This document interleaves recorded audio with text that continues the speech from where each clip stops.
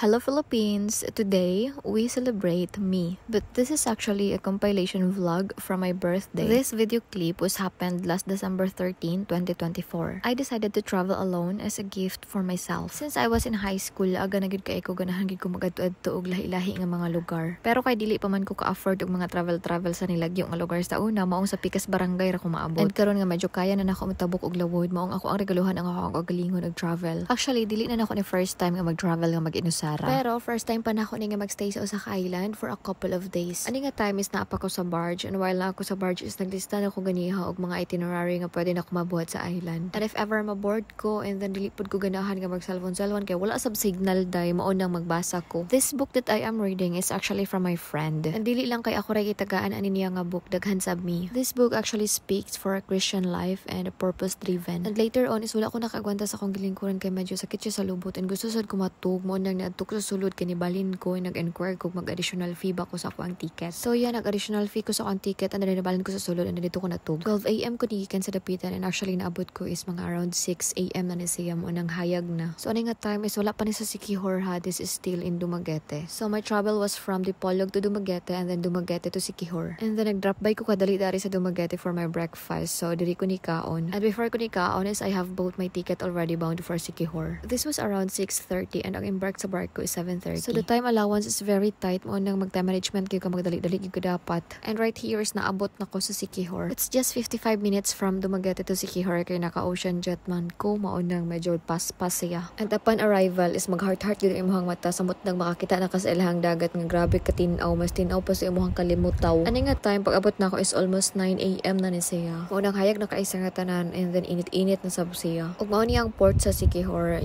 grabe kay daghan og mga tao diri kay mga duan hina sila kay samot ng mga turista. Ganahan sila ani diri nga island kay grabe ang vibes diri and ang mga tao ba. Actually pag-abot na ko diri is nag-rent ko og motorbike kay para na ako'y magamit-gamit in case nga mag-roam ko around the island. And then dari ko nag-rent og motorbike. Very duol rasad kayo siya sa port. Advantage man good pag mag-rent a bike ka kay makalakaw-lakaw ra kag maskin unsang oras og ahamang ka gusto. I found a nice spot here mo nang nihunong ko kay naglaysyo-laysyo ko diri dapita. Behind the very nice view and pina-aesthetic nga video kay to ay tinaguan nga standee to ara gahipos na. If you are also a solo traveler, ako ang ibutang sa akong yellow basket ang link ani nga standee kay para makagamit sad mo. Hoy, nang hinabuhi. And after na ako naglaysyo-laysyo atong nice spot nga ako nakita is nagpadayon ako og drive padung sa ako ang apartment. Never man ko maboard nga magbiyahe nga ako ra usa kay grabe man ko magpa-music, daghan kay ko playlist. When I arrive in my apartment is nakatug ko kay gikapoy ko sa biyahe kay wala koy tarong tulog kay putol-putol. And then pagmata na ako mo nang nag-inom ko protein shake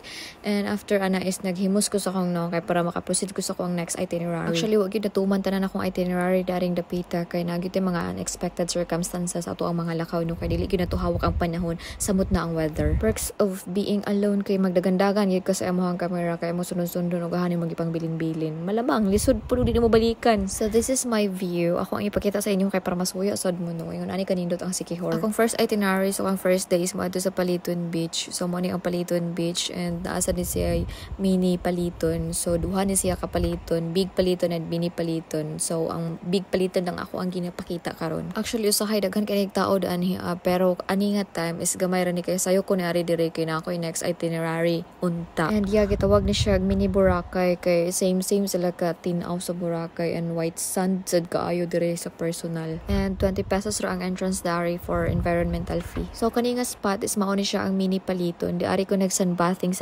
kay mas mingaw dire and mas landong sab diyan. And funny kaayo kay murag 5 minutes na masiguro ko nag-sunbathing dari. Wala ko kagwanta dagi panhut ko day nakaana ko dili ko din para natong mga Pinoy ning mga sunbath diri no. Kay makapanuhot, makakabag, nag-CR kog ahat. Or siguro agi lang pud to sa weather atong nga time kay kusog kay hangin kay murag kaulano na siya. After na ko niadtog Paliton is uli ko kay nagita ko kaon kay gutom ko so nagkaon sa ko diri. Then after na ko ni kaon is nag-joyride ko and then grabe ka happy kay na ako kay naka-travel ko mga kanang ako ra usa. And then kalit lang sa usa ka idlap sa mata. Naghilak-hilak man mura magtala. Ang akong giiyak-iyak ana kay nga ako ang budget dili afford nga madala ang ako ang pamilya. Nga how I wish puhon tibo pamilya na nako ako ang madala sa laag or sa travel. And then pagkaugma morning is mo na ni ako ang giadtuan ang Book Cafe. Murag gyud buang dring napita kay sige balik-balik sa ako ang dalan kay para makakuha mga aesthetic nga clip. Grabe kanindot sa feeling nga mag-travel nga ikaw ra usa kay wala kay laing una-hunaon nga agenda kundi imuharang kagalingon and also ang expenses. I mean, okay ra gud kayo mag-relationship goals sa travel basta kay inyong pinaningkamutan duha ang inyong expenses. Dili kay ikaw ra tanan. Unang okay ra gyud ikaw ra usa. As long as na kay tripod. Actually, mo na siyang lugar ang gusto na ko adtuan sa niagi nga wala na ko nadtuan. Manang pagbalik na ko diri karon is kanigid akong giari diri kaning book cafe. Kay nindot lagi kay nag-view diri kay overviewing and then ibilin lang niyo yung shoes dito sa ilahang show rack. And then magpila na din ka kung sa'yo mag-gusto orderon diri. Paglingin ako diri kay nag-partner mo din sila may pagula ko nilingi. Wala ako na-inform nga by partner mag-order diri. Sakit kay sa mata, nag-picture pag sila sa akong atubangan, naglingaw-lingaw na lang ko dan hino kay dili man pud tantong suya ko diri pud. Okay ra man ko diri. Unta kaning mga mag-couple nga na-address ako ang video nga na-appeal, dili na sila magbuwag. And finally na humana gid sila order, it's my turn to shine kay grabe magsakit kay sa mata dai. And since humana magkukaon na ni nga time and dili sad kay ko take breakfast every morning, so man coffee ra nga akong gi-order and then nag-feel the ambience lang ko daari with my coffee. To be honest no, kay marag na ulaw ko diri nga part kay ako ra biya usa galay isolation ko pero kabs oy daw wala ko kailan nila bahala sila diha. And then after na ko nag-book cafe, kadjut lang ko adto pa uli na unta ako din ako nakita nga nice nga spot so nag-pictures ako daari pero as usual wala man tay cameraman mo anang mag-tripod na punta. And then daghan sad kay agi-agi diri nga mga afam and then one of them is nagbabay pas ako ang camera. I am so happy gud ani nga time kay murag nag self-love gud kog maayo ani nga time kay murag nabiyaan ako ko galingon day kay agyan ang unahon ako ang laing tawo. The more nga magkaduol ka sa last number sa calendar guys, the more you are eager to protect your peace of mind. Kay maskin pag naana nimo tanang kwarta og kadato sa kalibutan day kung wala kay peace of mind, risky ra gihapon ang imuhang mental health. At this stage of my life is naningkamot gid ko nga dili mo cater og any negative energy kay para happy lang ta permi sa ato ang life ba, no? This is currently the view that I'm seeing, very clean and very nature. Nami sa pananaw. And unexpectedly I met Sean Pelayo and Habibi here in Siquijor kay diri man din na sila nag-settle for good. Nagbinong-binuang raman akong tag ni Sean sa IG ba but iyaham akong gi-replyan and then I have to see them na lang kay total na naman sad ko diri. Abi gid na ako ganis lag Siargao no pero naman din sila diri sa Siquijor mo nang fortunately gyud kaayo na naman sila diri na sad ko diri so I have to meet them gyud kay sulito na lang pud ang time total na aman dai sila diri. Mga ingon ani jud ni Sean or ni Ray Parks nga ako ang mga ideal man pero wala pud koy plano nga mangilog ni Habibi day uy Ginoo ko na bash pa ko day pag content na ko ani nga na-meet na ko si Sean for the content ra to day Ginoo ko mga gagmay kay mugutok lisod kay mo palipayon pero bahala mo kay kahibaw ko sa kang gibuhat sa personal or sa wala na ko gibuhat uy nila sa puko tantong igat para mangilog mas lami gyapon sa feeling nga kanang gihaguan yud ka sa lalaki gipanguyaban kag tarong o gi-offertan ka kay para makamit ang imuhang matamis na yes. And sa mga basher diha nga feeling maraming alam no Ginoo ko mas daghan pa may conversation ni Habibi ana nga time kaysa ni Sean kay literal nga igo ra gyud mi nag-meet ni Sean ana Ginoo ko my goodness. And wala jud ko laing mahatag ani ni Habibi nga time kay very successful na gini si Habibi, CEO man ni siya sa Habibi soap and then mo nagitagaan ako siya mesmerizing glow lip serum kay para makita sa dinyo no nga okay pud ni siya sa mga morena. And to tell you honestly sa una kay gi-block pag yun ako ni siya kay kana laging magilak-hilak man gud siya sa una moagi sa akong FYP mo nang gi-block na ko siya sa una pero ako na-expect na mag-abot mi sa personal and then very approachable man kay siya friendly kay siya mo nang honest ra pud ko sa akong life no tugan ra pud ko niya anak ko niya dahil gi-block ti ka sa una day kay sige hilak-hilak day mura kag tala and then katawa ra pud siya kasi katawa na ra paming duha and then gi-invite pa ko niya sa ilahang mga lakaw mo nang nauban ko diri sa basketball tournament ni Sean and then grabe ka supportive sa Habibi sa personal ihon ani ka supportive nga babae unya kiat-kiata nimo iyang partner ikaw na lang maikog day mura kag wala ka ilag women empowerment ang kebs na ko di sa mga basher nga feeling maraming alam kay bawo jog ko dahil sa akong kagalingon nga dili gyud ko para mangilog lang naman igsuon si Sean ambot nga magkiat-kiat ko dito day ko kay para mabuak akong kalachuchi hoy pero bitaw oy all this content no is for fun ratanan mo nang bahala mo diya pang bash mo taban-taban kamuray ma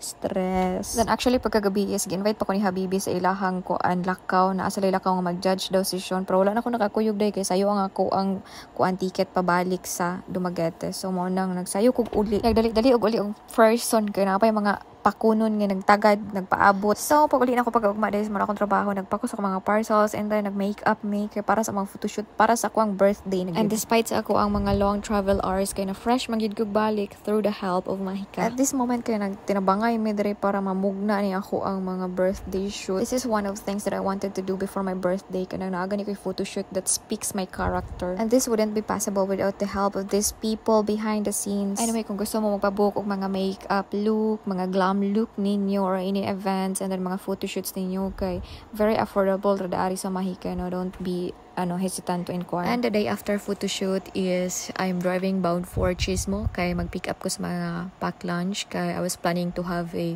feeding program. This is also something that I wanted to do before pero wala pa jud ko'y budget mo nang karon pagid na ko siya nahinay-hinay og buhat.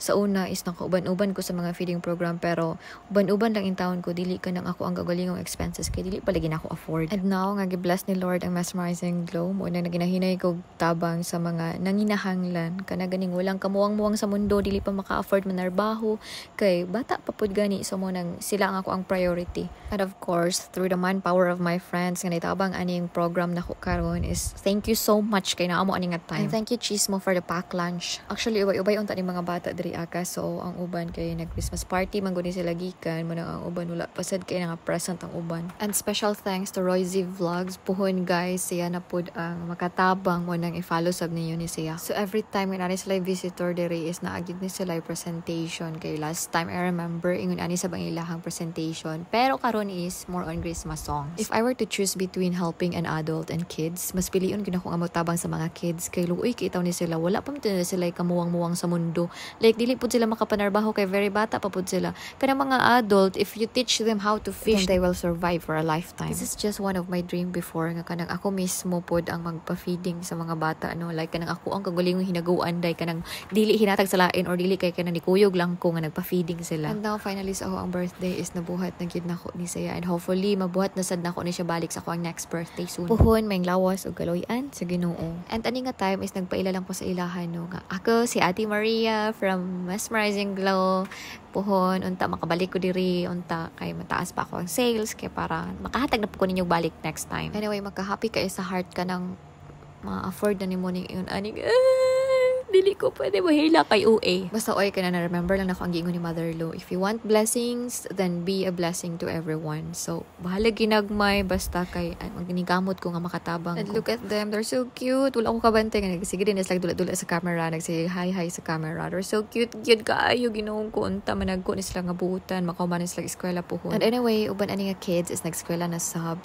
And if ever gusto mo sponsor for their school materials and clothing, ako alang ibutang sa comment section ang ilahang page. After eating is nagpa-games ko and then pud ko yung mga ginagmay mga cash prizes para pud sa ilaha. So, una mga dula nga mo play. And then mga bright sab ni sila mga bata very abtik sab sila. And I would like to say thank you sa ato ang mga sister dari sa Carmelite for allowing us to make time with the kids. Makahappy kaayo nga kana makita gayud nimo sila nga happy sab sila. And if you want to visit here, try to play games with them para makita sad ninyo ug ma-feel sad ninyo kung unsa sab kajali ang mga bata. Malingaw gyud kay kanila kay mo-participate and mo-cooperate gyud sila sa mga games. And after that day is December 19 na at night. So naki-dinner ko with my selected friends here in Marhias. Ug very ulan pagyud ka ayuan nga time. So mao nang gamay ra gani akong friends nga giselect, kamay pa gyud ang nakaadto because of the weather. But it's fine. Daan pagkid ko sa una no nga every birthday na ko is dili kay ko hilig mag-celebrate nga very crowded ang palibot. More on family ra ko than selective friends. Mga ingon ana ra jud. Naginanti na ba kanang gusto na lang gani nimo nga magpakalayo-layo ra ka sa imong birthday, mag-travel ra ka ingon ana. Tabang anti-anti. Ito kay lahi magud ang taog mga preferences na ay gusto ka ng private lang, privacy or napoy gusto ka ng bibo. So it depends upon the tao. So yun nag-photoshoot lang mi kadali di ari before mi nangaon together with my friends and then the celebrant kinsa man na siya kanang ga-celebrant dira murag di mataganahan i-remind nga birthday siya kay para dili motubo ang tuig. Huy, motubo ang age. Bitaw no makahadlok man day mag-birthday nga kanang paduol na ka sa last date sa calendar kay murag feel na gyud nimo imong adulterers. Oh my goodness. Pero daoy kibar sa ingon ana bahalag dili sa mag-settle down no. Ang importante kay dili magpatakag settle sa mali nga tao. Kay very kapoy kay sige kasayop og pili og tao day kay sayang kay ang time, effort and investment and all. And since ulan kay ani nga time day mo nang gamay rami so wala na hurot na mo pagkaon rin daghan kay sobra mo nang take out na lang namo ang uban mo nang nag-ring home is the key. And after na mo namutos sa amo ang mga kuan diha day mga pang take out na mo is nang hatag mga giveaways direct sa mga staff kay nanubra man ang ako ang gida kay gamay ra man ako ang visitor kay naabot because of the weather. And after the dinner kay nang ulit ra pod mi dayon kay para makapahulay nami kay murag kapoy kay amo ang day ani nga time and then ulan sab. And that's all for this vlog. This is Maria nagsasabing ang tunay na ligaya na kay Maria. It's all okay. Maria, Maria, Maria, Maria.